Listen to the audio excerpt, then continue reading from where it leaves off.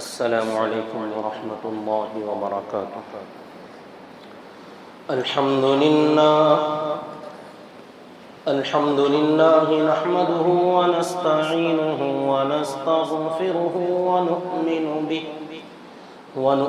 به ونتوکل علیہ ونعوذ باللہ من شرور انفسنا ومن سیئات اعمالنا من يهده الله فلا مضل له ومن يضلله فلا هادي له وأشهد أن لا إله إلا الله وحده لا شريك له وأشهد أن سيدنا ومولانا محمدا عبده ورسوله أما بعد فأعوذ بالله من الشيطان الرجيم بسم الله الرحمن الرحيم فقد قال الله تبارك وتعالى في القرآن المجيد والفرقان الحميد لقد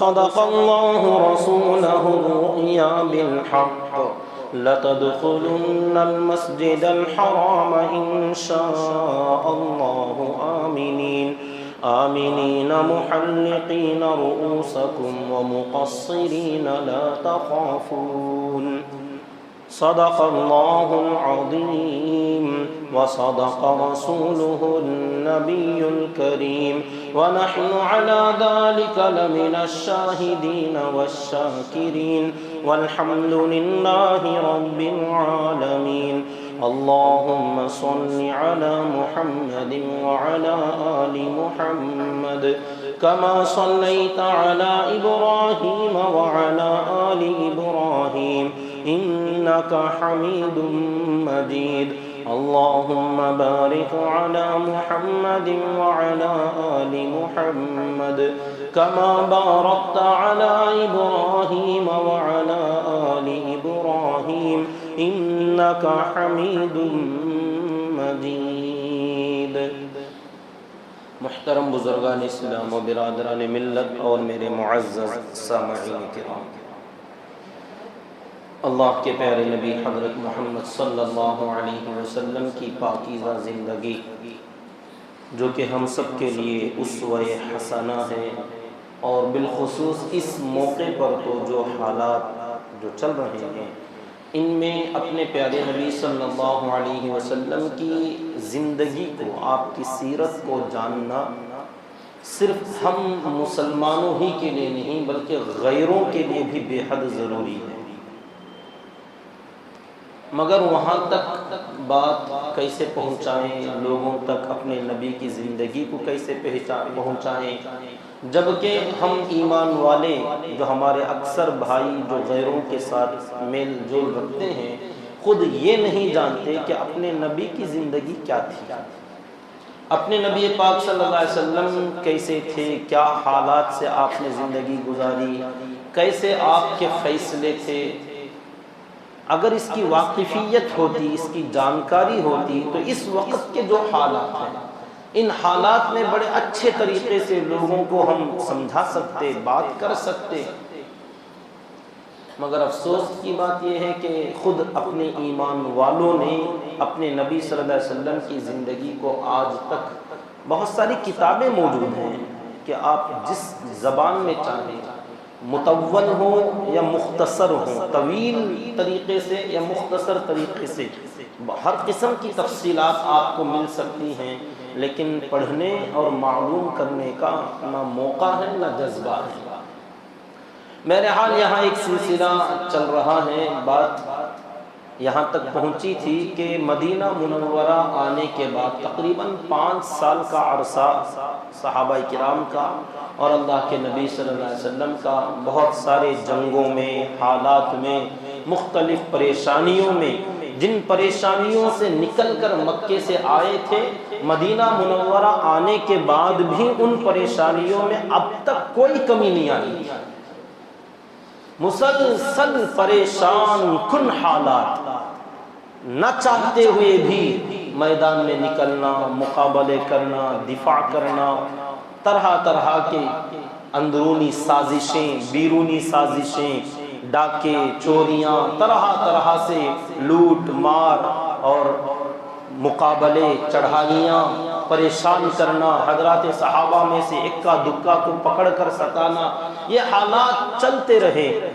بالآخر بدر، احد، خندق اور اس کے ساتھ بنو قینقاع، بنو نضیر اور بنو قریظہ، یہودیوں کے ساتھ جو 3 جنگیں پیش آئیں، ان بڑے بڑے واقعات کے بعد مدینہ منورہ میں جب یہودیوں کا بالکل جڑ سے خاتمہ ہو گیا، اب یہودی وہاں پر نام کے لیے بھی کوئی ایک یہودی بھی نہیں تھا، رہے اب مدینہ منورہ میں کچھ منافق جو کہ بہت ہی آستین کے سانپ تھے، بڑے پریشان کرنے والے تھے۔ ان کا مسئلہ الگ ہے، یہ ہمیشہ ساتھ ہی رہے اور قیامت تک اپنے ایمان والوں میں سے بھی ایسے لوگ رہیں گے جو ظاہر میں تو مسلمان ہوں گے مگر اندرونی طور پر یہ اسلام کی دشمنی، اسلام کے خلاف اور اپنی قوم کے خلاف جذبہ اور اس کی کوششیں، اس کی فکریں اس زمانے سے لے کر آج تک بھی اور قیامت تک بھی ایسے افراد اس امت میں رہیں گے، ان کا خاتمہ نہ ہوا نہ ہوگا۔ مگر مدینہ منورہ میں اب تھوڑا ماحول چین اور سکون، امن و امان اور اطمینان کا بننے لگا تھا۔ اکا دکا جو چھوٹے موٹے واقعات جو ہو رہے تھے، چرواہوں کو مار ڈالنا، صدقے کے اونٹ چرا لینا، کچھ لوگوں کا باہر سے آ کر اکا دکا پھرنے والوں کو پریشان کرنا، جیسے ثمامہ ابن عثال کی طرف سے جو پیش آیا تھا، ایسے چھوٹے موٹے بہت سارے واقعات چلتے رہتے، مگر عمومی طور پر جو ہنگامہ تھا، جو عام طور پر پورے مجمع کے لیے، پورے مدینہ منورہ کے لیے جو خطرہ تھا، وہ خطرہ تقریباً یوں سمجھیے بالکل ناپید ہو گیا، ختم ہو گیا۔ خندق میں ہی آپ صلی اللہ علیہ وسلم نے فرمایا تھا اب ان کی طاقت ٹوٹ گئی، اب یہ کبھی بھی ہم لوگوں پر چڑھ کر نہیں آئیں گے، اب اگر موقع ملا تو ہم جائیں گے ان کے پاس۔ الآن نغزوہم ولا یغزو علینا، کہ اب ہم مقابلہ کریں گے، وہ ہم سے مقابلہ کرنے نہیں آئیں گے، اٹیک کرنے وہ نہیں آئیں گے۔ اور یہاں سے جو یہودی تھے صاف ہو گئے۔ تو اب یہ تمام حالات ایسے نظر آ رہے تھے، حضرات صحابہ کرام رضی اللہ تعالی عنہم کو جب یہ اطمینان کا ماحول ملا، چند مہینے اس اطمینان کے، سکون کے، بغیر کسی خوف کے کہ کوئی دشمن آئے گا، مقابلہ ہوگا، ان تمام خوفوں سے امن کے ساتھ جب مدینے میں وقت گزرنے لگا، تو حضرات صحابہ کرام رضی اللہ تعالی عنہم، اور خاص کر وہ صحابہ جو مہاجر تھے، پردیسی تھے، مکہ چھوڑ کر جو آئے ہوئے تھے، ان صحابہ کرام کو حالانکہ مدینے میں رہتے ہوئے ایسا ماحول بن گیا تھا کہ مدینہ اپنا خاص گاؤں ہے، اپنا خاص شہر ہے، اپنی خاص بستی ہے، یہاں وہ مہمان کی طرح نہیں تھے۔ جو باہر سے آئے ہوئے تھے صحابہ کرام، حالانکہ وہ مسافر تھے، مہمان تھے، ہجرت کر کے آئے ہوئے مہاجر تھے، مگر مدینہ منورہ میں جو انصار صحابہ تھے، ان انصار صحابہ کا ایثار اور جذبہ قربانی، ان لوگوں نے اللہ کے نبی صلی اللہ علیہ وسلم کے ایک اشارے پر ایسے ایسے فیصلے جو لیے، اور ان مسافروں کو اپنے ساتھ جو رہنے سہنے کے لیے جو جگہ دی، اور ان کے ساتھ جو رکھ رکھاؤ اور برتاؤ کا معاملہ جو کیا، کسی کو لگتا نہیں تھا کہ یہ اجنبی ہیں، یہ پردیسی ہیں، یہ مسافر ہیں، یہ مہاجر ہیں، اور یہ مقیم ہیں، اور یہ یہاں کے اصل باشندے ہیں۔ یہ فرق نہ عام باہر سے آنے والے کسی بندے کو لگتا تھا، نہ خود وہاں رہنے والے انصار اور مہاجر کو کبھی ایسا محسوس ہوتا تھا کہ یہ پرائے ہیں اور یہ اپنے ہیں، یہ باہر کے ہیں اور یہ اندر کے ہیں۔ کبھی بھی کسی کے خیال میں بھی نہیں آتا تھا اور کسی کے برتاؤ میں بھی ایسا دکھائی نہیں دیتا تھا، نہ بچوں میں، نہ عورتوں میں، نہ مردوں میں، نہ بڑوں میں۔ گویا وہ بھی میزبان بن گئے، وہ بھی وہیں کے خاص اور اصل باشندے بن گئے تھے کہ مدینہ ہمارا ہے۔ مہاجر صحابہ کو بھی ایسا لگنے لگا تھا کہ ہم یہیں کے پیدا ہوئے ہیں اور یہیں کے رہنے والے ہیں اور یہ ہمارا باپ دادا کا شہر ہے، ایسا لگ رہا تھا۔ مگر پھر بھی اتنا ماحول بننے کے باوجود، اتنا اطمینان اور اتنے اچھے انداز میں ان حضرات کو اپنے گھروں میں رکانے کے باوجود اپنے کاروبار میں پارٹنر بنا لیا، اپنے زمینوں میں حصہ دے ڈالا، اپنے گھروں میں آدھے آدھے گھر بنا کر تقسیم کر دیا، یہاں تک لوگوں نے جو خاطر مدارات اور اپنی بھائی چارگی اور اخوت کا جو معاملہ انصار صحابہ نے کیا، اللہ نے قرآن میں جگہ جگہ ان کی تعریف فرمائی۔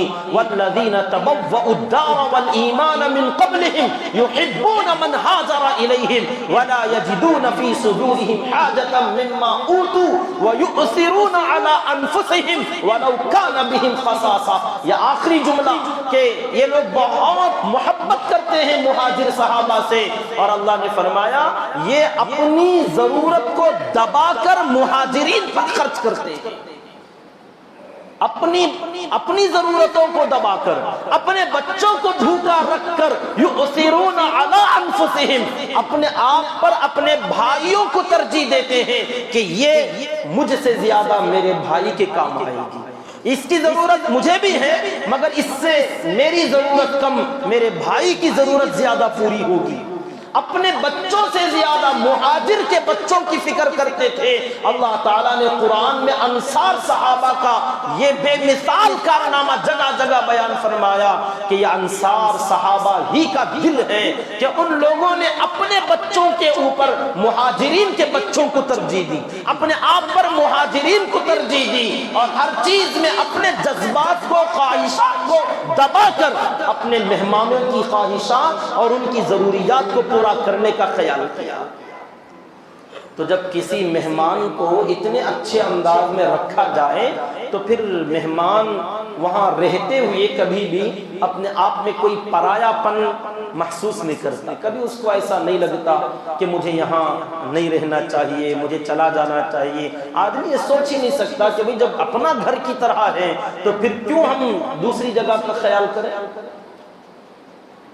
تو تقریباً 6 سال کا عرصہ ایسے گزر گئے، 1-2 دن کی بات نہیں، 1-2 سال کی بات نہیں، 6 سال کا عرصہ۔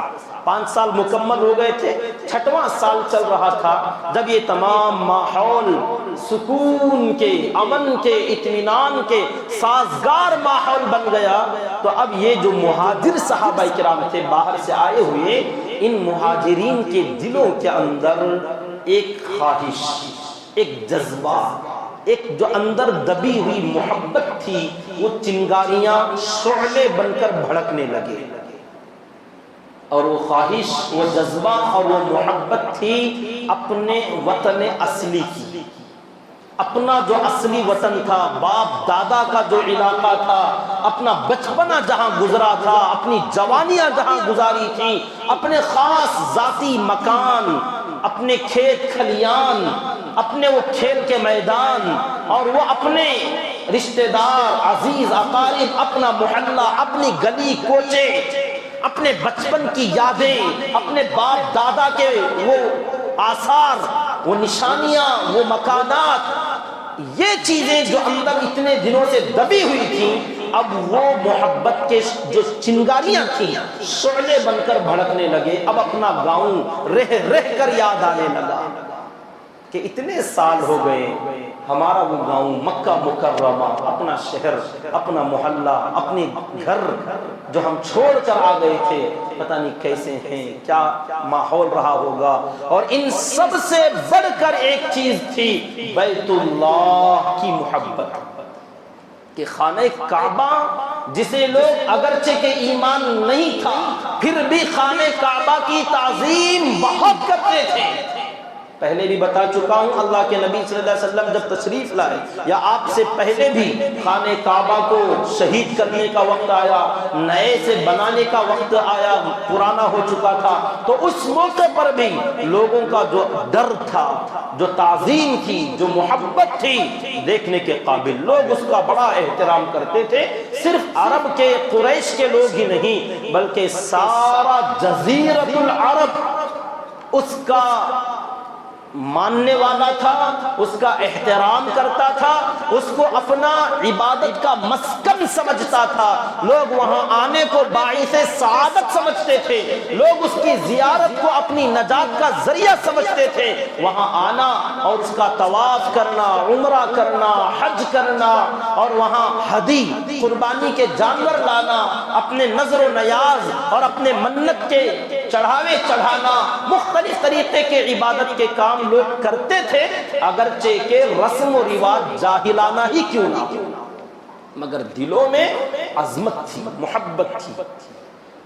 حضرات صحابہ کرام رضی اللہ تعالی عنہم بھی خاص خانہ کعبہ کے پاس رہنے والے، صبح و شام حرم کے اندر آنے جانے والے، حرم کی برکتوں سے مستفید ہونے والے، ہر ہمیشہ وہاں اپنے دلوں کو سرور اور اپنے دلوں کو سکون پہنچانے والے، اپنے آنکھوں کو ٹھنڈک پہنچانے والے، خانہ کعبہ کی زیارت کر کر کے ایسے لوگوں کو صرف اس جرم پر کہ یہ ایک اللہ کے ماننے والے بن گئے، اس پاکیزہ شہر سے نکال دیا گیا تھا، جلا وطن کر دیا گیا تھا، اللہ کے گھر سے ان کو محروم کر دیا گیا تھا۔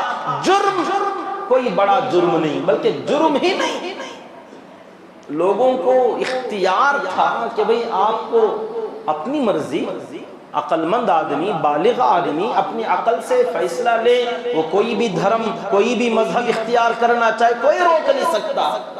جب اللہ تعالیٰ نے لوگوں کو آزاد پیدا کیا تو کسی کو کیا اختیار کے لوگوں کو غلام بنائے؟ جب اللہ نے آزاد پیدا فرمایا اور اللہ نے خود اجازت دے دی، فَمَنْ شَاءَ فَلْيُؤْمِنْ وَمَنْ شَاءَ فَلْيَكْفُرْ، کہ بھئی کوئی زبردستی نہیں، تم میں سے جو چاہے ایمان اختیار کرنا چاہے کرے، جو کفر اختیار کرنا چاہے کرے، مگر یاد رکھے کفر کا راستہ جہنم میں جائے گا اور ایمان کا راستہ جنت میں جائے گا۔ اللہ تعالیٰ نے سمجھایا، سمجھانے کے لیے نبیوں کو بھیجا، کتابوں کو اتارا، زبردستی نہیں کی، خود پیدا کرنے والے خالق نے زبردستی نہیں کیا، بلکہ فرمایا لا اکراہ فی الدین، دین کے قبول کرنے کے سلسلے میں کوئی زور، کوئی زبردستی نہیں۔ آج یہ دشمنان اسلام نہیں جانتے، ناواقف لوگ ہیں، ہمیشہ خواہ مخواہ سے شوشے چھوڑتے ہیں کہ زبردستی دھرم پریورتن کرایا جاتا ہے، لو جہاد کیا جاتا ہے، طرح طرح سے ہماری بچیوں کو، نوجوانوں کو ان کو لالچ دے کر مسلمان بنایا جاتا، طرح طرح کے لوگ جو آج شوشے چھوڑتے ہیں، نادان، جاہل، گوار، بدو ہیں، یہ اسلام کو نہیں جانتے کہ ارے ہمارا دین اسلام اتنا زیادہ غیرت والا دین ہے کہ اس میں لالچ سے آنے والا آئے، زبردستی آنے والا آئے، وہ اپنی مرضی ہے آئے یا جائے، لیکن دین اسلام جو آدمی لالچ سے آئے گا، جو مجبوری سے آئے گا، تم آ تو جاؤ گے مگر دین اسلام تمہیں قبول نہیں کرے گا۔ وہ کہتا ہے آنا ہو تو خوشی سے آؤ، بغیر کسی لالچ کے آؤ، بغیر کسی جبر و اکراہ کے آؤ، اپنی پسند سے آؤ، اور آتے آتے کوئی شک، کوئی شبہ، کوئی ریب، کوئی ڈاؤٹ لے کر نہیں آنا۔ اگر شک کے ساتھ بھی آؤ گے تو یہ اسلام تمہیں ریجیکٹ کر دے گا۔ یہ اتنا غیرت مند مذہب ہے کہ ہر آنے والے کو ایکسپٹ نہیں کرتا، قبول نہیں کرتا، زبردستی لایا جائے تو اسلام اسے مسلمان نہیں کہتا۔ شوق دلا کر، کسی کو طمع دلا کر، لالچ دے کر، پیسوں کی حرص بتا کر، جائیداد دے کر کسی کو لا لیا جائے تو ہمارا دین اسلام ایسے لوگوں کو مسلمان کہتا ہی نہیں، بلکہ وہ تو یہ چاہتا ہے کہ تم محبت کے ساتھ، پورے سوچ بچار کے بعد، اطمینان قلب کے ساتھ، اپنے دل کی گواہی کے ساتھ ایمان میں داخل ہو۔ صرف زبان سے کلمات کا ادا کر لینا مسلمان بننے کے لیے کافی نہیں ہے۔ کسی کی محبت میں پاگل ہو کر ادھر آ جانا، دنیا والے تمہیں مذہب پریورتن کرنے والے سمجھ تو سمجھ لیں، مگر دین اسلام تمہیں مسلمان کبھی نہیں سمجھے گا۔ یہ ہمارے دین اسلام کی غیرت ہے، بلکہ یہاں رہنے والے بھی پیدائشی جو باپ دادا کے خاندانوں سے پیڑھیوں سے جو مسلمان ہیں، یہ بھی اگر مسجد میں بیٹھے ہیں، مدرسے میں ہیں، خانقاہ میں ہیں، دعوت و تبلیغ میں ہیں، اگر ان کو بھی قرآن میں، حدیث میں، اپنے نبی کے بارے میں، اپنے رب کے بارے میں کوئی شک آتا ہے، کوئی ڈاؤٹ آتا ہے، یا تو وہ اپنا ڈاؤٹ کلیئر کر لیں۔ اگر ڈاؤٹ کے ساتھ تم بیٹھے رہے، چاہے حرم کے اندر کیوں نہ بیٹھو، اسلام تمہیں اٹھا کر پھینک دیتا ہے کہ شک کرنے والا مسلمان نہیں ہوتا۔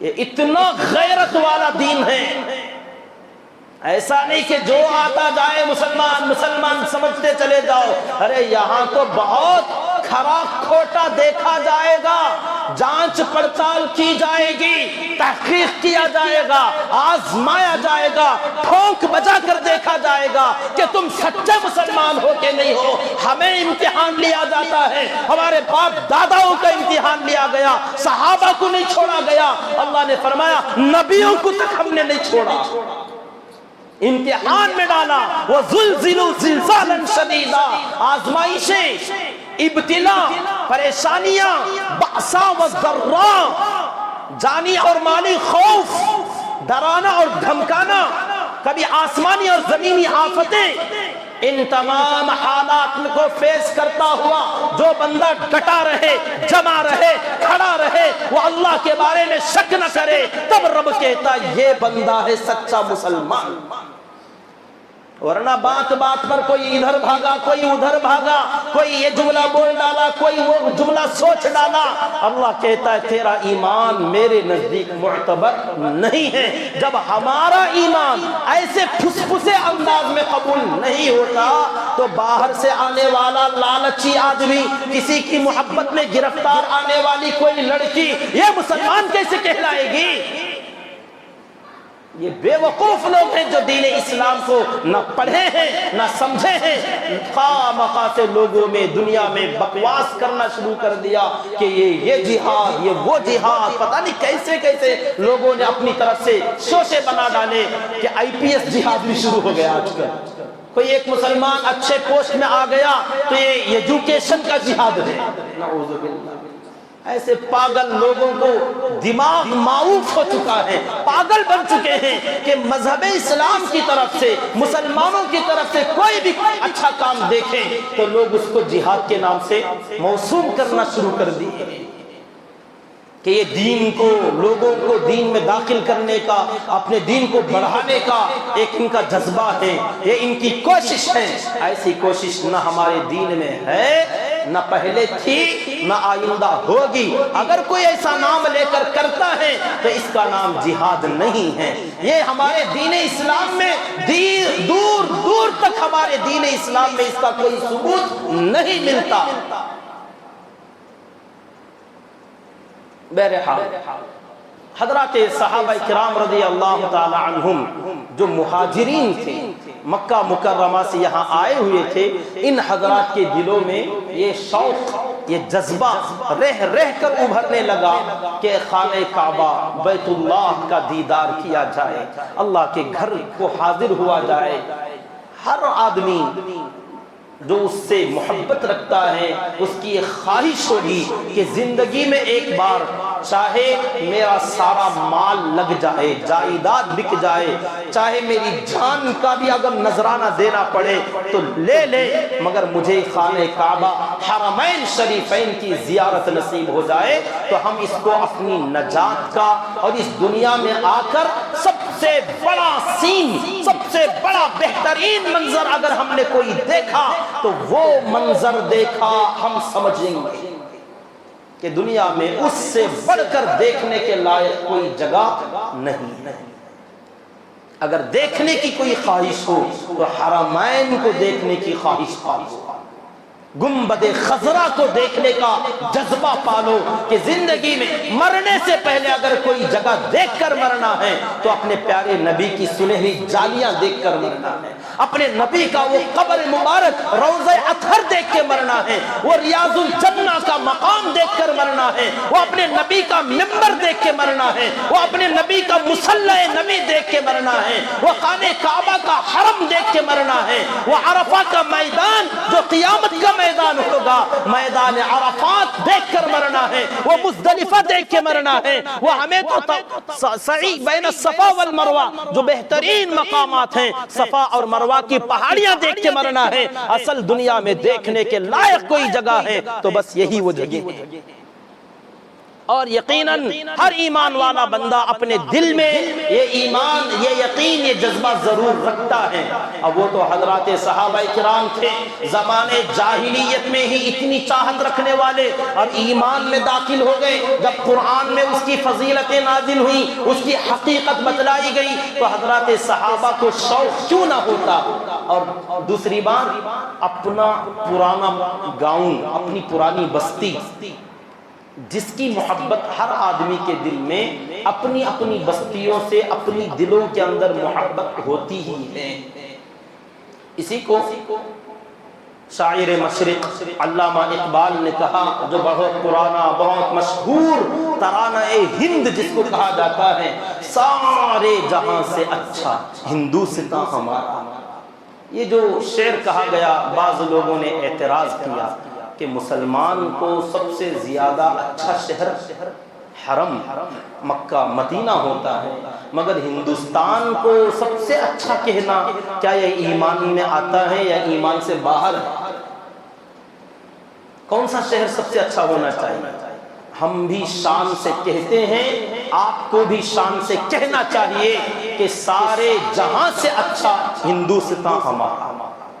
ابھی تھوڑی دیر پہلے جو جملے میں نے کیا وضاحت کرتا ہوں، حرم شریف کی جو محبت ہے وہ اور ہندوستان، اپنے ملک، ہر بندہ جو جہاں پیدا ہوگا وہ اس کے اپنے ملک سے، اپنے شہر سے، اپنی بستی سے، بلکہ اپنے محلے اور بالخصوص جہاں پیدا ہوا اور جہاں بچپنا گزرا، جو یہ پرانی یادیں ہوتی ہیں نا، یہ اتنی مٹھاس بھری یادیں ہوتی ہیں۔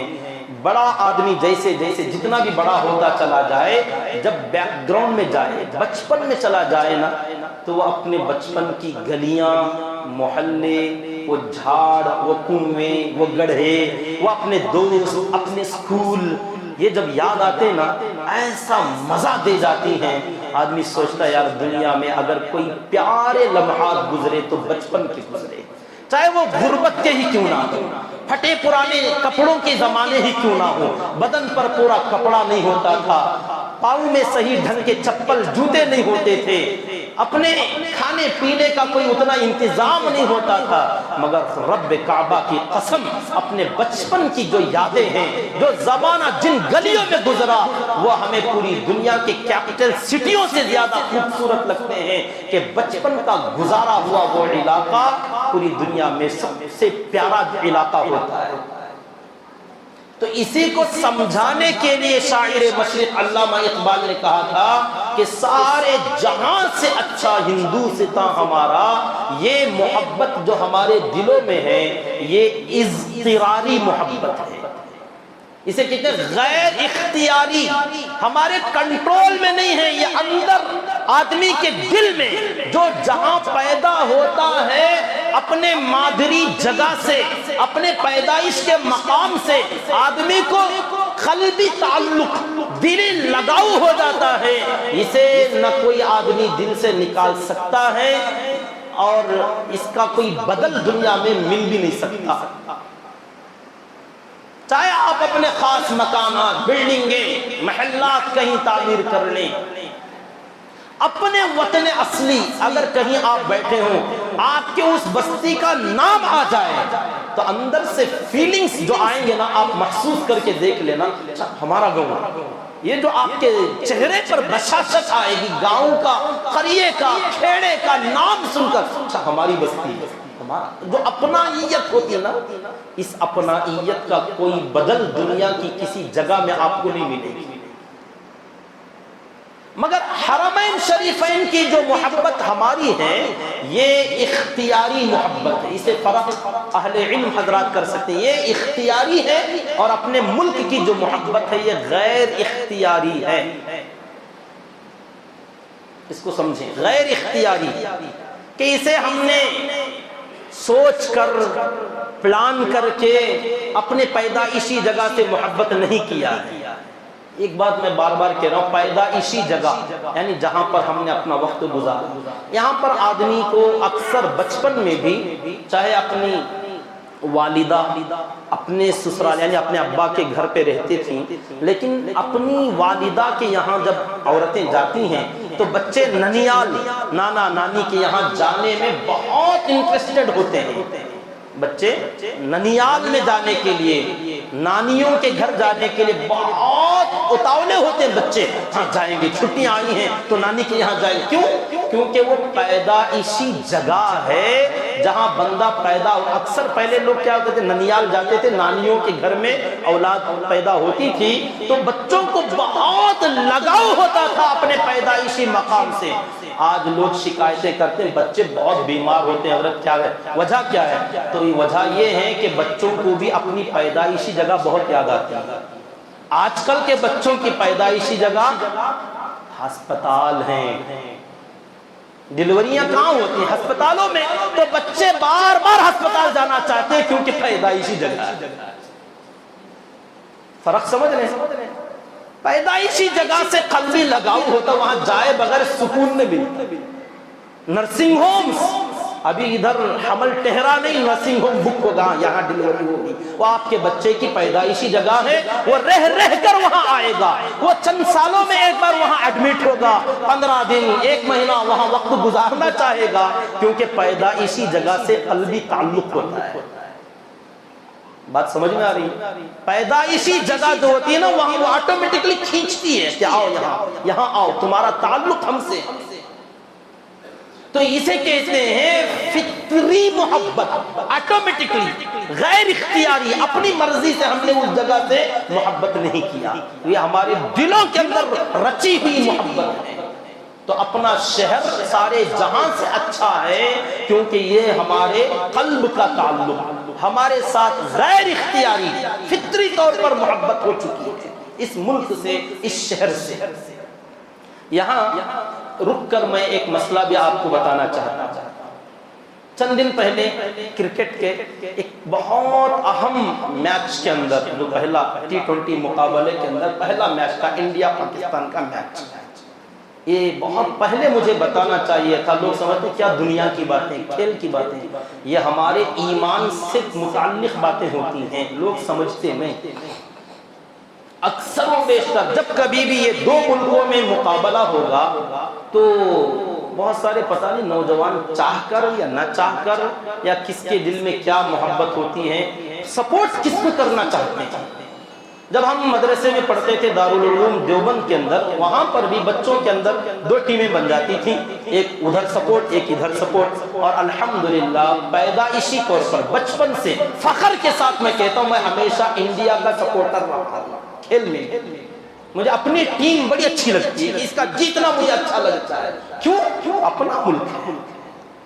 طلبہ میں مقابلہ ہوتا تھا ایسی کہ ہماری ٹیم تمہاری ٹیم جیت گئی۔ ایک مرتبہ حضرت مولانا مفتی راشد صاحب اعظمی دامت برکاتہم، اعظم گڑھ کے دارالعلوم دیوبند کے بڑے بہترین استاذ ہیں، ان کے سامنے بچوں نے پرچی بھیجی کہ حضرت ایسا میچ انڈیا پاکستان کا چل رہا ہے، ہم سپورٹ کس کو کریں؟ تو حضرت نے بھی بڑا پیارا جواب دیا، میرا دل باغ باغ ہو گیا۔ حضرت نے کہا بھائی سپورٹ کرنے کے لیے پہلے یہ دیکھیں کہ مقابلہ کس بنیاد پر ہو رہا ہے، کیا مذہب کی بنیاد پر مقابلہ ہو رہا ہے یا ملک کی بنیاد پر؟ جو مقابلے ہوں گے، جو کمپٹیشن کرایا جائے گا کہ اسلام کا اور غیر اسلام کا کمپٹیشن ہے یا ملک اور ملک کا کمپٹیشن ہے۔ جب ملک اور ملک کا مقابلہ چلتا ہے تو ایک ملک کے وفادار شہری کے لیے یہ بات ہی حق ہوتی ہے کہ وہ اپنے ملک کا سپورٹ کرے۔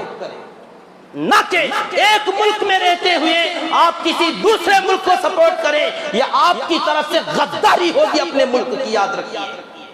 نہ شریعت اس کی اجازت دیتی ہے، نہ انسانیت اس کی اجازت دیتی ہے۔ یہ مقابلہ ملکوں کا جب ہوتا ہے، مذہب کی بنیاد پر نہیں، نام کی بنیاد پر نہیں، آپ کے دھرم کی بنیاد پر نہیں۔ ہاں اگر دھرموں کا مقابلہ کرایا جائے نا، مذہبوں کا مقابلہ کرایا جائے نا، کہ سکھ کا مقابلہ جین سے، مسلمان کا مقابلہ ہندو سے، عیسائیوں کا مقابلہ یہودیوں سے، ہاں اب آپ کو سپورٹ کرنا پڑے گا اپنی مسلمان ٹیم کی۔ لیکن مقابلہ کوئی بھی، سپورٹس کوئی بھی مذہب کی بنیاد پر نہیں کھیلے جاتے، ملکوں کی بنیاد پر کھیلے جاتے ہیں۔ چند دن پہلے اس میچ کے وقت میں ہمارے کھیل کے میدان کے دو ساتھیوں نے، نوجوانوں نے بھی پوچھا حضرت یہ سپورٹ کس کو کرنا ہے؟ میں نے ان کو بھی بتایا، دلیل کے ساتھ بتایا، تو کہا الحمدللہ آج تک ہم سپورٹ دل سے ادھر کرتے تھے، اب اس کے بعد سے ہم ادھر سپورٹ کریں گے۔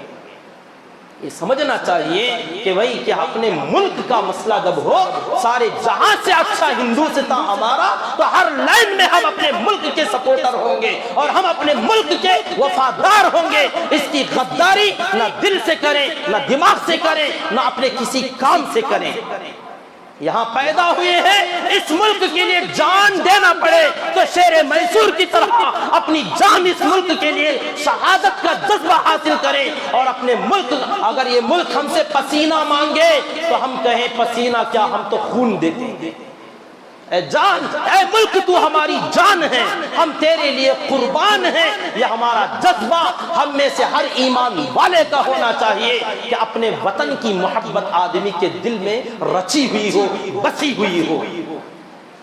یہ محبت غیر اختیاری ہوتی ہے، یاد رکھیے، اور حرم شریف کی جو محبت ہے وہ اختیاری ہے، وہ ہمارے ایمان سے تعلق رکھتی کہ ہمارے نبی وہاں پیدا ہوئے، ہمارے نبی کے ذریعے سے ہمیں دین اسلام ملا، ہمارے نبی کو وہ شہر پسند تھا، ہمارے نبی کی مزار مبارک مدینہ منورہ میں ہے۔ تو یہ تمام چیزیں جاننے کے بعد، معلوم کرنے کے بعد، ہمارا دل چاہے یا نہ چاہے ہم اپنی عقل کو لگاتے ہیں کہ اپنے نبی سے ہمارا دنیا کا بھی مسئلہ اور آخرت کا بھی مسئلہ پار ہونے والا، آخرت کا بیڑا اپنے نبی سے تعلق رکھتا ہے، تو ہمیں اپنا محبت کا اظہار اپنے نبی کی ہر چیز سے کرنا چاہیے، اپنے نبی کے شہر سے، اپنے نبی کے ملک سے، اپنے نبی کی بستی سے، وہاں کی آب و ہوا سے، وہاں کی پانی سے، مٹی سے، ہر چیز سے ہم محبت کریں گے۔ یہ ہمارا اختیاری فیصلہ، اور ملک کے ساتھ محبت اپنا غیر اختیاری، میں اشارے کر کے بتا رہا ہوں، اختیار دماغ سے ہوتا ہے اور غیر اختیار دل سے ہوتا ہے۔ اس کو سمجھیں۔ اللہ کے نبی صلی اللہ علیہ وسلم نے بھی فرمایا لا یؤمن احدکم حتی اکون احب الی من والدی وولدی والناس اجمعین، کہ تم میں سے کوئی آدمی کامل ایمان والا نہیں ہو سکتا جب تک کہ اس کے نزدیک میری محبت اپنے ماں باپ سے، اپنی آل اولاد سے، اور ساری دنیا جہاں کے انسانوں سے زیادہ میری محبت جب تک تمہارے دل میں نہیں آئے گی، تمہارا ایمان کامل نہیں ہوگا۔ صحابہ کرام کی بھی یہی پریشانی ہوئی کہ کیسے کوئی محبت اللہ کے نبی سے اتنی کرے گا۔ ہم دیکھتے ہیں اپنے بچوں کی محبت فطری طور پر اپنے بچوں سے، اپنی نسل سے، اپنی آل اولاد سے، اپنے بیوی سے، ماں باپ سے جو محبت ہوتی ہے، اس کے مقابلے میں نبی کی محبت کو ترجیح کیسے دیا جائے گا؟ اتنی محبت دل میں آئے گی کیسے؟ اور ہم سوچیں کہ کیا حقیقت میں اپنے نبی کی محبت پوری دنیا جہاں کے انسانوں سے، اپنی بچوں سے زیادہ نبی کی محبت ہمارے دل میں ہے؟ بولنے کو تو زبان سے بول لیں گے، دل سے پوچھیں۔ اب ہر بندہ اپنے دل سے سوال کرے، نہیں ہو سکتا، کیسے کریں گے؟ تو اس کو سمجھانے کے لیے ہی کہا گیا کہ بھی فطری طور پر محبت ہمیشہ، جس کو خیال کس کا آتا، جس کی محبت زیادہ ہوگی اس کی محبت بار بار اس کو ستاتی ہے، یاد دلاتی ہے۔ آپ سفر میں جائیں، حضر میں جائیں، بہت دیر تک گھر سے دور رہیں، یاد کس کی ستاتی ہے؟ بچوں کی، گھر کی، اپنے اہل و عیال کی۔ نبی کی محبت کبھی ستاتی ہم کو؟ لیکن اللہ کے نبی صلی اللہ علیہ وسلم فرماتے سب سے زیادہ میری محبت ہونی چاہیے۔ اب یہ محبت کا فیصلہ کیسے کیا جائے گا؟ ان دونوں کے اندر مقابلہ کرائیں گے، بچوں کی محبت اور اللہ کے نبی صلی اللہ علیہ وسلم کی محبت۔ کیسے مقابلہ ہوگا؟ یہ آل اولاد، بیوی بچے، ماں باپ، رشتہ دار ایک طرف اور ہمارے نبی ایک طرف۔ اب یہ چاہتے ہیں، ڈیمانڈ کرتے ہیں کہ کوئی ایسا کام کرو جو ہمارے نبی کو پسند نہیں ہے۔ فار ایگزامپل بہت سارے کام ہیں جو ہمارے دنیا میں، ہمارے گھروں میں ہوتے ہیں۔ گھر میں اپنے فنکشن میں، اپنے کوئی بھی روز مرہ کے معاملات میں ایسا کام بچے چاہتے ہیں، بیوی چاہتی ہے، ماں باپ چاہتے ہیں، رشتہ دار چاہتے ہیں، دوست احباب چاہتے ہیں کہ ایسا کام کرو جو شریعت اجازت نہیں دے رہی ہے، تو اب ایمان والا بندہ ہوگا، کمپٹیشن کرے گا، مقابلہ کرے گا کہ کیا ادھر جھکوں یا ادھر۔ اب آپ جدھر جھکو گے فیصلہ کر لینا آپ کے دل میں محبت اس کی زیادہ۔ وہ جو بار بار دل میں خیال آتا وہ غیر اختیاری ہے، وہ فطری ہے، اس کا سوال نہیں۔ سوال اس کا ہوگا کہ جب دونوں میں ٹکراؤ ہوا تھا تو تم کدھر گئے تھے؟ کہ پوری دنیا ناراض ہو، بھاڑ میں جائے، مجھے میرے نبی کو ناراض نہیں کرنا، میں یہ کام نہیں کروں گا۔ اب آپ کے دل میں سچی محبت اپنے نبی کی، ان سب سے زیادہ محبت آپ کو اپنے نبی سے۔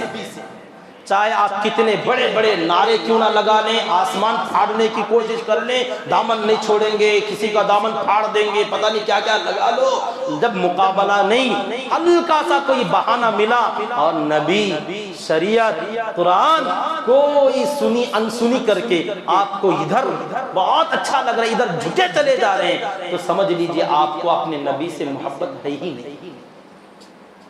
تو یہ فرق کا طریقہ ہوتا ہے، ایک اختیاری محبت، ایک غیر اختیاری محبت۔ تو اپنے ملک سے، اپنے شہر سے، اپنی بستی سے جو محبت ہوگی یہ غیر اختیاری، سوچے بغیر دل کے اندر وہ محبت آٹومیٹکلی بیٹھی رہے گی، اسے کوئی نکال بھی نہیں سکتا۔ اور یہ جو محبت ہے سمجھ کر، ہم نے سوچ کر کہ اس سے کیوں محبت کرنا چاہیے، یہ غور و فکر کر کے ہم نے جو اختیار کیا اسے کہتے ہیں اختیاری محبت۔ بہرحال بات بہت طویل ہو گئی۔ حضرات صحابہ کرام رضی اللہ تعالی عنہم اگرچہ کہ مدینے میں تھے، نبی کے ساتھ میں تھے، پھر بھی ان کے دلوں میں مکے کا خیال آ رہا تھا۔ وجہ وہی جو میں نے بتایا، دل کے اندر جو چھپا ہوا تھا نا، وہ اپنا غم، اپنا ایت۔ تو حضرات صحابہ کرام جو مہاجر تھے رضی اللہ تعالی عنہم اجمعین، یہ بار بار اب سوچ رہے تھے کہ کوئی بہانہ مل جائے، کوئی موقع مل جائے، اپنے گاؤں جائیں، مکہ جائیں، اور اسی طریقے سے حرم جائیں، طواف کر کے آئیں، عمرہ کر کے آئیں۔ خیالات آ رہے تھے، دل میں جذبے اٹھ رہے تھے۔ انہی حالات میں اور انہی خیالات میں ایک رات اللہ کے نبی صلی اللہ علیہ وسلم آرام فرمانے لگے تو خواب دیکھا، بڑا پیارا خواب۔ صبح ہوئی تو آپ صلی اللہ علیہ وسلم نے حضرات صحابہ کو جمع کیا اور خواب سنایا۔ اتنا پیارا خواب، صحابہ کے دل میں جو چنگاریاں تھیں شعلے بن کر باہر نکلے اور ایک دوسرے کو مبارکبادیاں دینے لگے، خوشخبریاں سنانے لگے، چہروں پر خوشی کے آثار جھلکنے لگے۔ خواب تھا، اللہ نے قرآن میں سورہ فتح 26ویں پارے کے اندر بیان فرمایا، لقد صدق اللہ رسولہ الرؤیا بالحق۔ اللہ تعالیٰ نے اپنے رسول کو جو خواب دکھایا اس خواب کو سچا کر دیا اللہ تعالیٰ نے۔ وہ خواب کیا تھا؟ آپ نے صحابہ سے فرمایا، آج رات میں سویا تو نیند میں خواب میں کیا دیکھتا ہوں؟ میں احرام باندھا ہوا ہوں۔ اب احرام مطلب خانہ کعبہ، احرام تو صرف بیت اللہ کے لیے باندھا جاتا ہے۔ اب صحابہ اکرام کے دل میں پہلی سیڑھی احرام مطلب خانہ کعبہ ذہن میں آنے لگا، اور آپ نے فرمایا میرے ساتھ ایک بہت بڑی جماعت تمہاری ہے۔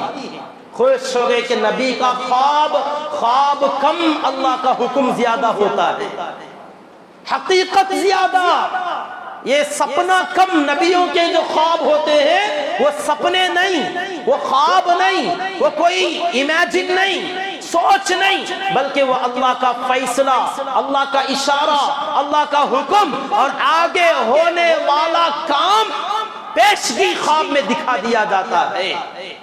جیسے حضرت ابراہیم علیہ السلام نے دیکھا تھا بچے کو ذبح کر رہے ہیں، 3 دن دیکھا، یہ آگے ہونے والا ہے جناب جو آپ کو ابھی بتایا جا رہا ہے۔ تو اللہ کے نبی صلی اللہ علیہ وسلم نے فرمایا میں نے دیکھا احرام باندھا ہوں، صحابہ سمجھ گئے اب تو احرام باندھنے کا ٹائم آ گیا، اور آپ نے فرمایا صحابہ آپ لوگوں کی ایک بڑی جماعت میرے ساتھ ہے۔ خوش ہو گئے کہ اچھا آپ اکیلے نہیں، ہم بھی جانے والے، ہماری دلی مراد پوری ہونے والی ہے۔ اور آپ نے فرمایا ہم سیدھا خانہ کعبہ کے پاس چلے گئے، جو خواہش تھی، جو ارمان تھے باہر آنے لگے۔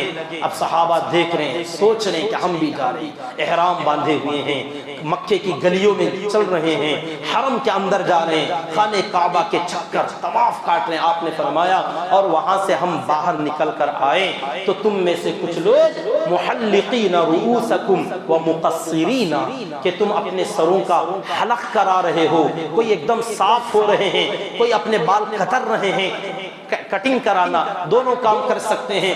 آپ نے فرمایا میں خواب دیکھ رہا ہوں، کچھ صحابہ اپنے سر منڈوا رہے ہیں، کچھ صحابہ کرام اپنے سر کے بال کتروا رہے ہیں، یہ خواب کا منظر تھا، میں نے آج رات دیکھا ہے۔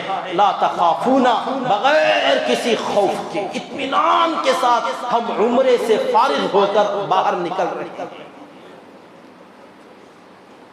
اب اتنا خواب اب آپ نے بیان فرمایا، حضرات صحابہ کرام رضی اللہ تعالی عنہم پوچھنے لگے کہ کیا اسی سال ہوگا، یہ کام ابھی ہو جائے گا، کیونکہ خواہش تھی، تمنا تھی۔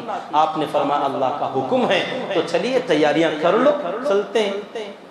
اب کب پورا ہوگا اللہ بہتر جانتا ہے، خواب 1 دن کے بعد بھی پورا ہوگا، 2 دن کے بعد بھی، 3 دن کے بعد بھی، جیسے حضرت ابراہیم علیہ السلام 3 دن کے بعد ان کے خواب کی تعبیر نکل کر آئی، اور حضرت یوسف علیہ السلام نے بھی خواب دیکھا تھا۔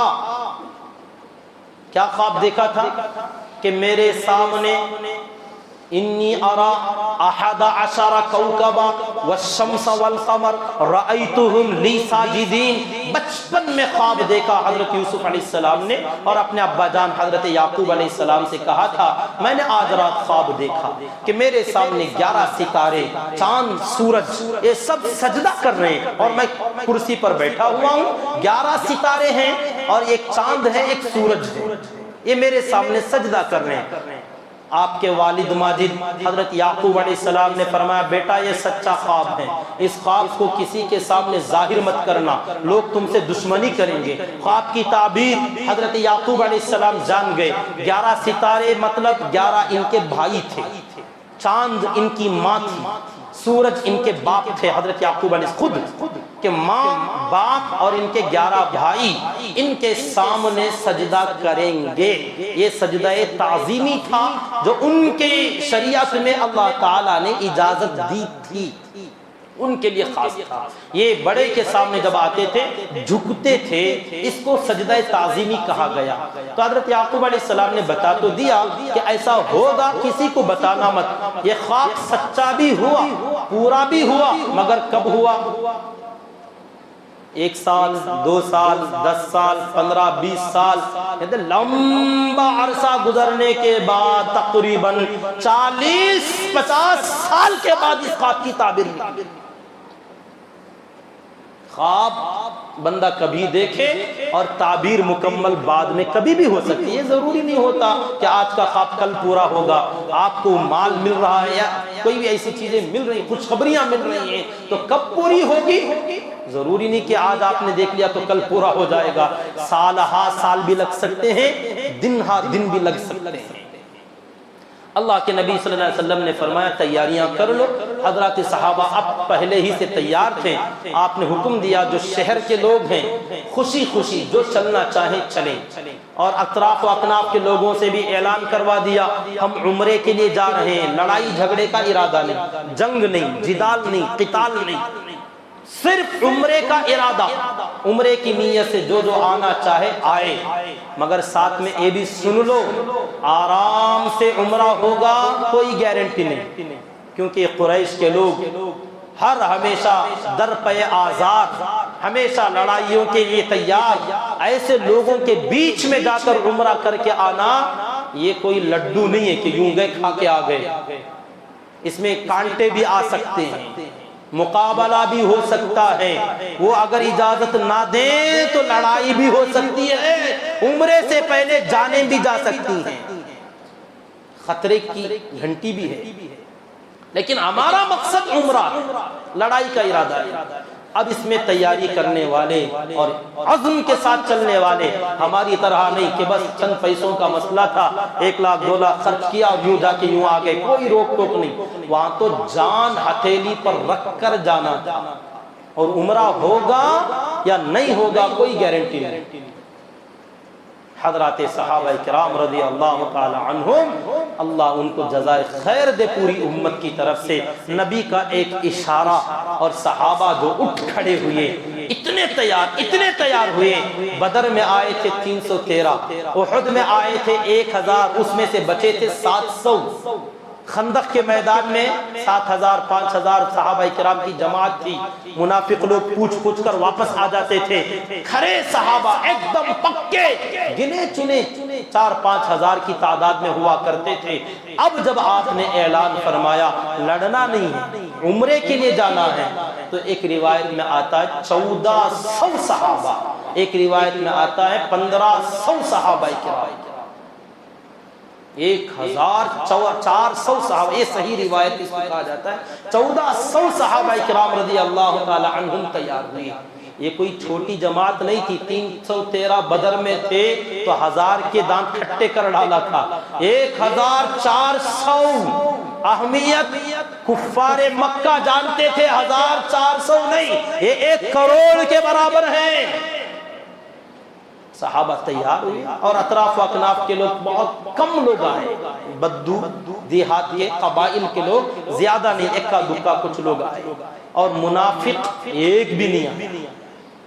مدینے میں منافق بہت تھے، مسلمان کہلاتے تھے، نام مسلمانوں کے تھے، صحابہ مسلمان سمجھتے تھے، اعلان ہوا، ایک بھی نہیں، صرف ایک منافق آ گیا تھا دیکھنے کے لیے کہ دیکھیں کیا ہوتا ہے، انکوائری کے لیے، تو ایک منافق، باقیہ 1400 صحابہ کرام، یا ایک روایت میں 1500 صحابہ کرام، اتنی بڑی جماعت تیار کر کے آپ نے اعلان کرایا عمرے میں جانے کے بعد وہاں نظر و نیاز، ہدی، قربانی کے جانور جو وہاں ذبح کیے جائیں گے، کوئی بندہ صاحب استطاعت ہے، مال و دولت والا ہے تو قربانی کا جانور بھی لے لے، اپنے ساتھ سواری میں اگر سفر میں جانور ہیں تو اس میں سے ایک جانور ہدی کا جانور، قربانی کا جانور طے کر دے۔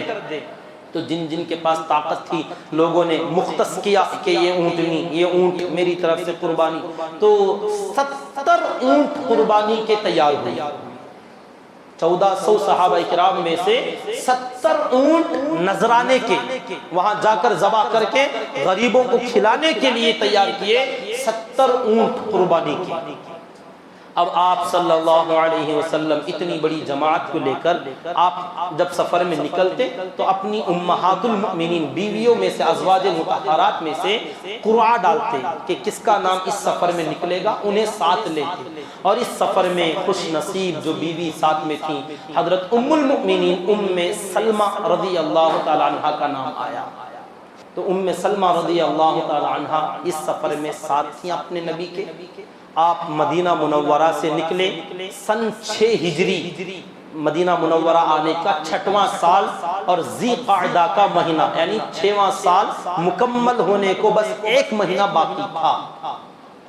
ذی قعدہ کے مہینے میں بڑی جماعت کے ساتھ مدینہ منورہ سے باہر یہ قافلہ نکل رہا ہے۔ مدینہ منورہ کی ذمہ داری حضرت عبداللہ ابن ام مکتوم، یا ایک روایت میں نمیلہ ایک صحابی کا نام رضی اللہ تعالیٰ، ان کو آپ نے ذمہ داری دی، اور آپ یہاں سے روانہ ہوئے۔ ذوالحلیفہ مقام مدینہ منورہ سے مکہ مکرمہ جاتے ہوئے ایک بڑا پڑاؤ، ایک مقام ملتا ہے، وہاں جا کر آپ نے تمام کو روک لیا، پورے قافلے کو اکٹھا کیا، اور وہاں آپ نے اعلان کیا کہ دیکھو لڑائی کا ارادہ نہیں، اور ہتھیار بھی جو لیے تھے، عام طور پر مسافر جو سفر میں رکھتے تھے ہتھیار، کہ نیام کے اندر ایک ہتھیار ہوتا تھا، اسے لوگ رکھ لیتے، یہ ہر بندے کے پاس کامن ہتھیار تھا اس زمانے میں، یہ رکھ سکتا تھا۔ لڑائی کے لیے جو جاتے، نیزے، بھالے، تلواریں، یہ جو لیتے تھے، ایسا کوئی ہتھیار اس مجمع میں نہیں تھا۔ کیونکہ عمرے کا تھا نا. تو اب آپ نے حلیفہ مقام پر پہنچنے کے بعد ذوالحلیفہ میں اونٹنیوں کی تشکیل کی کہ کون کون قربانی دینے والے. 70 اونٹ آگے آئے. اللہ کا حکم ہے پہلے سے بھی اور اب بھی کہ قربانی کے لیے جو جانور چھوڑے جائیں ان جانوروں پر علامت لگائیں, نشانی لگائیں, تاکہ دوسروں کو پہچان ہو کہ یہ جانور قربانی کا ہے, تاکہ لوگ اس کا احترام کریں, اس کا ادب کریں. اس کے ساتھ برا سلوک ویسے بھی کسی بھی جانور کے ساتھ نہیں کرنا, مگر یہ جانور خاص اللہ کے نام پر کٹنے والا ہے تو بقیہ جانوروں میں اس کا مقام بہت بڑھ جاتا ہے. اب لوگ کہیں اس کی گستاخی نہ کریں, اسے چپکے چپکے نہ مار دیں, ہانکتے ہوئے بھی ادب کریں. اللہ کا نام جب کسی کو لگ جائے تو اس کی تعظیم کرنا چاہیے. اللہ کا حکم تھا کہ ان اونٹنیوں کو اشعار کریں یا ان کی تقلید کریں. حدیث میں آتا قربانی کے جانوروں کو 2 کام کرنے چاہیے, ایک اشعار اور ایک تقلید. اشعار بڑے جانوروں کے ساتھ ہوتا تھا کہ اونٹنیاں جب ایسے بڑے جانور قربانی دینے کے لیے چھوڑ دیتے لوگ تو قربانی ہونے تک لوگوں کو بتانے کے لیے کہ یہ قربانی کا جانور ہے, اس کی علامت پہلے سے یہ چلتی آتی تھی کہ اس کا جو کوہان ہوتا تھا, اوپر کا جو حصہ اٹھا ہوا, اسے اوپر میں بیچ میں تھوڑا سا کھرچ دیتے تھے, زخمی کرتے تھے اسے, تاکہ اس کا خون نکلے ہلکا سا, زیادہ نہیں کہ اس زخم سے پھر وہ مر جائے, تڑپنے لگے. ہلکا سا اس کو چیرتے تھے, وہ خون ادھر ادھر ڈھلتا تو اس کے کوہان پر اس کو لیپ دیتے تھے, پوت دیتے تھے, اور وہ خون ویسے ہی لگا رہتا تھا. یہ علامت ہوتی تھی یہ قربانی میں کٹنے والا جانور. اسے کہتے ہیں اشعار. پہلے سے چلتا آیا, اب بھی وہ جائز ہے جن علاقوں میں اونٹ کی قربانی ہوتی ہے وہاں. اور جو بھیڑ بکرے دمبے چھوٹے جانور ہوتے ہیں ان کے لیے تقلید کہ ان کے گلے میں قلادہ ڈالا جائے, ہار. یہ پھولوں کا ہار نہیں جو لوگ ڈالے, پرماننٹلی آپ جب سے لائے ہیں قربانی ہونے تک 2 مہینے 5 مہینے 1 سال تک رکھیں تو اس کے گلے میں کوئی کالی ڈوری ڈال دیں, کوئی دھاگا باندھ دیں. اس کے اندر عرب والے کیا کرتے تھے, کوئی دھاگا ڈالتے رسی, اور اس رسی کے اندر کوئی پرانا چپل جوتا وغیرہ کوئی ملتا تو لوگ اس کو ڈال دیتے تھے. کوئی جیسے ناریل کا یہ ملتا ہے اس کا اوپر کا خول جو ملتا چھلکا اسے پرو کے ڈال دیتے تھے. تو اس طریقے سے یہ جو ڈالا جاتا ہے نا, نظر توڑ کے لیے نہیں. لوگوں نے سمجھا دیکھو نظر کی حفاظت, اللہ کے بندو نظر کی حفاظت نہیں, یہ بدماشوں سے حفاظت کے لیے علامت ہے کہ اس کو چھیڑو مت ورنہ اللہ کا عذاب بھی آ سکتا ہے. یہ اس کی علامت کے لیے ڈالتے تھے. لوگ جانتے نہیں, ہار ڈال دیتے ہیں, نظر کے لیے ڈال دیتے ہیں, اپنی گاڑیوں کو بھی ڈالتے لوگ. کالا دھاگا, کالی رسی, کیا یہ بھی قربانی میں ایکسیڈنٹ میں ہونے والی ہے؟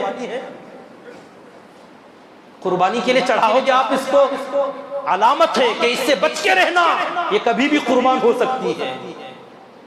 کوئی آپ قربانی کے لیے تیار کیے ہو آپ کی گاڑی کو کہ کالا دھاگا ڈوری رسی آٹو کو باندھ رہے ہیں, آپ کاروں کو باندھ رہے ہیں کہ یہ قربانی چڑھنے والی گاڑی ہے. وہ قربانی کے جانور تھے جس کو کالی ڈوریاں ڈالتے, اس میں چپل لگاتے. آج بھی کچھ لوگ چپل لگاتے ہیں پیچھے. ان کو پوچھنا تھوڑا سنبھل کے جا بھائی, گاڑی کی قربانی ہوئی تو ہوئی, تیری نہ ہوئی. اللہ رحم کرے, اللہ سمجھ دے. لوگ پتہ نہیں کہاں یہ چیزیں ملتی ہیں کتابوں میں, سمجھتے نہیں. سمجھو یہ اس زمانے کی علامت تھی. تو اللہ کے نبی صلی اللہ علیہ وسلم نے مقام ذوالحلیفہ میں تمام قربانی کے جانوروں کا اشعار کیا, پہچان کرائی اور تقلید قلادے ڈالے. اس کے بعد آپ صحابہ کرام کو لے کر وہاں سے نکلنے ہی والے تھے.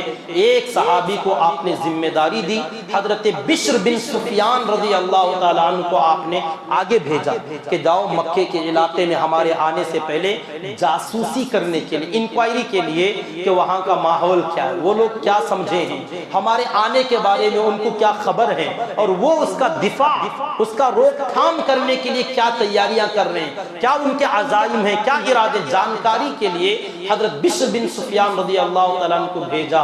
وہ گئے اور علاقوں میں گھومے پھرے مسافر کی طرح، اور واپس آ کر جو رپورٹ دی بڑی دل دہلا دینے والی تھی۔ اللہ کے نبی صلی اللہ علیہ وسلم اور صحابہ کو بڑا تکلیف کن میسیج ملا۔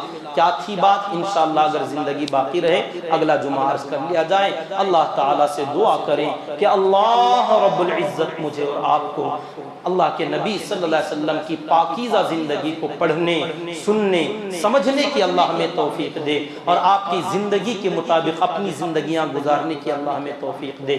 آمین وآخر دعوانا ان الحمد للہ رب العالمین۔ آپ حضرات سے بہت ہی ایک اہم مسجد کا تقاضا آپ کے سامنے رکھنا ہے۔ ایک تقاضا یہ ہے کہ یہ مسجد کا جو کرنٹ کا مسئلہ ہے، کچھ وائرنگ کی گڑبڑی ہے، وہ 3 فیس اس کی وائرنگ کرانی ہے۔ ابھی ذمہ دار بتا رہے تھے اس کی وائرنگ کا جو صرف وائر کا اور وہ جو خرچہ آتا ہے کام کرنے کا، تقریباً 13,000 روپے کا خرچ۔ آپ حضرات سے گزارش ہے، جو بار بار کرنٹ کا جو مسئلہ ہو رہا ہے وائرنگ کی وجہ سے لوگوں نے بتایا، تو آپ حضرات ہمارے جاتے ہوئے ذمہ دار احباب رہیں گے، اس کی صحیح تحقیق کر لیں۔ آپ اگر اس کار خیر میں مسجد میں جو لائٹ، جو فین، جو کرنٹ استعمال ہوگا، اس بڑے کام کے اندر مرکزی جگہ ہے، انشاءاللہ آگے بھی بہت بڑا اس کی ترقی کا ایک امید ہے کہ یہاں پر بہت نئی تعمیر بھی ہوگی، آگے کے بہت سارے عزائم ہیں، تو ہمیشہ کے لیے آپ کے کھاتے میں یہاں آنے والے مصلیان کرام کے لیے پانی بھی اسی سے چڑھایا جاتا ہے، پاکی صفائی اور کرنٹ، لائٹ، فین وغیرہ۔ تو ان بڑے کاموں کے اندر مصلیوں کو آرام پہنچانے کے اندر آپ کا حصہ لگ جائے، تو آپ میں سے کوئی ایک صاحب خود کرا سکتے ہیں فبیہا ونعمت، نہیں تو 2-4 احباب مل کر کچھ شیئر کر لیں۔ احباب مل کر بہت سارے ہیں ماشاءاللہ، بڑے بڑے کام کر لیتے ہیں۔ آپ سے گزارش ہے اس کا جو بھی خرچ ہے آپ معلوم کر کے اس میں ضرور حصہ لیتے ہوئے جائیں، کام پورا کرانے کی کوشش کریں۔ ایک تقاضا یہ، اور دوسرا تقاضا اتنی بڑی مسجد کی صفائی کے لیے ایک جو ویکیوم کلینر جو رکھا گیا تھا، ہیئر سے جو کھینچا جاتا ہے صفائی کے لیے، یہ ماشاءاللہ ایک صاحب نے دلوایا تھا، بہت دنوں تک اس سے کام چلا، اب یہ پھر خراب ہوئی، کئی مرتبہ اس کو ریپیئر کیا گیا مگر صحیح نہیں ہو رہی ہے، پھر سے ایک نئی مشن کی ضرورت ہے۔ اس کی بھی کیا قیمت ہے پتہ نہیں، 15-20 کچھ مختلف قسم کے مشن ملتے ہیں، آپ حضرات مجھ سے اچھی طرح جانتے ہیں۔ کوئی صاحب خیر مسجد کا کوڑا کرکٹ اٹھا کر باہر پھینکنے کے لیے، اللہ کے نبی صلی اللہ علیہ وسلم نے فرمایا مسجد کا کچرا، ایک مٹھی کوڑا کرکٹ باہر ڈال دو، یہ جنت کی حور عین کا مہر، جنت کی حور عین جو سب سے بڑی حور ہے اس کا مہر ہے مسجد کا کچرا باہر ڈالنا۔ کوئی ہے جو اپنی مہر ادا کر سکتا ہے؟ خوشی ہے ماشاءاللہ، تیاری ہے، تو آپ اس کے لیے عزم کریں، ارادہ کریں، یا 2-4 احباب مل کر حصہ لے لیں، اللہ تعالیٰ اس کا جزا دے گا آپ حضرات کو۔ تو یہ 2 کام بڑے تقاضے ہیں مسجد کے، آپ حضرات اس میں ضرور تعاون کرتے ہوئے جائیں۔ جو حضرات سنت نہیں پڑھیں وہ سنت پڑھ لیجیے۔